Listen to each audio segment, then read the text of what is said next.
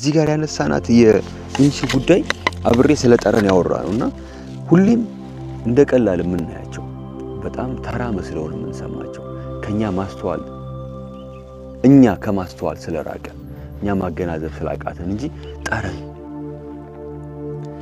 ምን ያህል በገላችን ላይ ምን ያህል በእኛ ላይ እንትን እንዳለውና ይቺ እንስሳ ኢንሹ ወይ ደግሞ ሶልቲ ዲክዲክ በዚህ ደረጃ ራሷን ደብቃ ሄደች። እንግዲህ መሀል መንገድ ላይ ነው ብያቸዋለሁ። እዚህ መንገድ ጥላቷ ከዛ ይመጣል፣ ከዚህ ይመጣል፣ ከዚህ ይመጣል።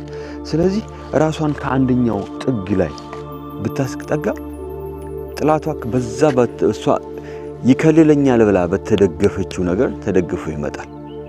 እዚህ ጋር በትደገፍ ከጀርባዋ ነው የሚመጣው። አታየው።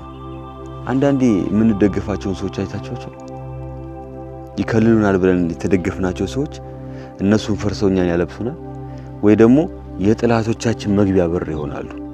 ከዛ ይልቅ ራሷና አምላኳን የተማመነችው መሃል መንገድ ላይ ነው የቆመችው።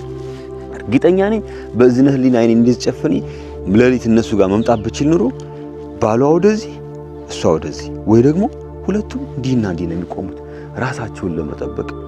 በጣም ስሞስ ነርቨስ የሚባል የሚንቀጠቀጡ የሚፈሩ እንስሶች ናቸው።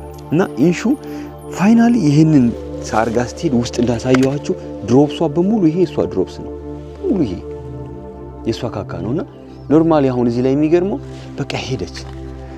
ጥሩ መከለያዋ ነው ማለት ነው። ስለዚህ ምን አደረገች ስትሄድ በኋላ መታ ስለምታድርበት ምን አደረገች ለበስ አደረገችና ሄደች። በኋላም ለሊት ስትመጣ እንግዲህ ማታ ስትመጣ አነፍንፋ በሽቷ ትመጣና ትቆማለች እዚህ ጋር። አሁን እዚህ ጋር ነው ላወራችሁ ፈላው እኔ እናንተን ለማሳየት ብዬ ወይ ያለችኝን ትንሽ ዕውቀት እንግዲህ እንትን ለማለት ብዬ ማስተዋል ነካካሁት። ስነካው በኋላ መታ ስታሽተው ባዕድ ነገር እንደነካው ታውቃለች። ጠረን ምን ያህል ኃይል እንዳለው ይሄን ማሳያችሁ ቀጠል ስንል የምናወራው ሐሳቡም ላይ ስላለ ነው። የኔ የእጅ ጠረን እንግዲህ አስተውሉት። እኔም ያፈር ልጅ ነኝ፣ ካፈር የተሰራው ነኝ አይደል? አፈር ነህና ወደ አፈር ትመለሳለህ ተብያለሁ። ግን ነክቼው ጠረን አለው። የወፍ ጎጆ ድመት ልጆቿን አርጋሽታ ላስላስ ጠረን አለ ከዚህ የሚሄድ። ምናልባት አስተውሉ። አንዳንድ ሰዎች ዕውቀትን ቅድም ጀምሬ ወደ ተመለስኩበት ሐሳብ ሩቅ አድርገው ያስቡታል። በጣም የሚያሳዝነኝም ነገር እሱ ነው። ለምሳሌ የሆነ ቤተ እምነት ውስጥ ባካችሁ ልብሶቻችሁን ለሰው ስትሰጡ እጠቧቸው ወይ ደግሞ አዲስ ገዝታችሁ። አሁን በእስልምና በጣም ከመወደው ነገር አንደኛው ክርስትናም ላይ በትክክለኛው እንደዛ ነው የሚለው ሁለት ያለው አንዲስት ነው አይደል? ነፍሳችሁ ከሚወደው አልቆ ወርናውት አድርጎ ከገረጣው ሳይሆን በቃ ነፍስ ታረጉ ደስ ከሚልህ ስጠው ነው የሚለው። ግን ወዝህ ባይኖርበት ይመከራል ወንድም። በሌላ ጊዜ የበሰለ አስተሳሰብ የበሰለ አይምሮ ማውራት የሚፈልግ በዚህ ጉዳይ ላይ ጥልቅ የሚፈልግ ማህበረሰብ ሲኖር አብረን ስንጓዝ በደንብ እናወራበታለን። ይሄ ግን ልክ እንደሆነ አይነት ነገር ነው እና ጠረን ቀደም ብያቸዋለሁ። የሰሜን ወሎ ሰው እንግዲህ ምድር አኩርፈው ወይ ያው ተፈጥሮ ጋር ምንድነው ተጣልቶ ተኳርፎ ርቦት ቸግሮት እግር ጥሎት ወደ መሃል ሀገር ሲመጣ ከሚለምንበት ነገር ነፍስያይን ከሚያስጨንቀኝ በጣም ከማዝንለት ነገር ያቺ ቃልሽ ብያቸዋለሁ። ምንድነው የምትለው ብያቸዋለሁ? ሽታይዋ ብለው ነው የሚጀምሩት። በጣም ነው አንጀት የሚበላኝ። እኔን የምትሸት የኔ ገላ የኔ አካል ቁራሽ ማለት። በነገራችን ላይ ፍቅራቸውም እንደዛ ነው። እና እስቲ አምባር ጭቃዬ ኮኮሴ እና እስቲ ሙጭ ልበልህ ይላል እና እስኪ ልሳምህ ይላል አይደል? አምባር ጭቃ ኮኮስ የሚባሉ የምንቀባቸው ቅባቶች ናቸው። እሱን ምሸቺ እሱን ምሸት ጡም ምሸት ማለት ነው።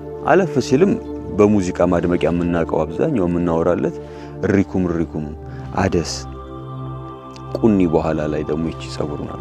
ይሄ ሁሉ ጠረን ነው ሰው ገላ ላይ። ወደ ፓርክ ስትሄዱ ብዙ ጊዜ ጨበራ ሄዳችሁ ከሆነ በተለይ አሁን አዲስ ፋሽን ስለሆነችም ብዙ ነገር የሚወራው ምንም ነገር ስላለ እዛ ላይ ስለሆነ እንጂ ዝሆኖች ጠረን ከርቅ ሁሉም እንስሳ ጠረን ይለያል። ቅድም እዛ ጋር ስነሳ ፉትፕሪንት እያነበብን ስንመጣ አይታችሁታል። ትልልቆቹ ግሩማን አራዊቶች ላይክ ላየንስ ሌኦፓርድ እነዚህ እንስሶች አይታችኋቸው ከሆነ ሲሄዱ በጣም ከርቀት የሰውን ወይ ደግሞ የእንስሳትን የትኛው ምንም አካል ጠረን መለየት ይችላሉ አይደል? ጅብም በተመሳሳይ ነው። የጅብ ደግሞ የሚከፋው ምድሯንም ነው የሚያሸታት። ምድሩን ያሸተተ እዛ ቦታ ላይ ያ ጠረን ከመጣ ቀና ይላል። ወደ ሳምባቸው ነው የሚከቱት። ለየት ያለ ጠረን ምን አይነት ተሰጥኦ ቢኖራቸው እና አንዳንዴ ተፈጥሮ ማጥናት ምን ያህል ውብ እንደሆነ የሚገርመኝ ይህ ሁሉ ፍጡር የማን ነው? የሱ ያንድዬ ነው። ሶ አፍተር ኦል ተፈጥሮን ባጠናን በመረመረን ቁጥር ልባችን የሚሄደው ወደ ማን ነው? ወደ እሱ ወደ አንድ አምላክ ነው። ሶ ይሄን እዚህ ላይ እንቋጨውና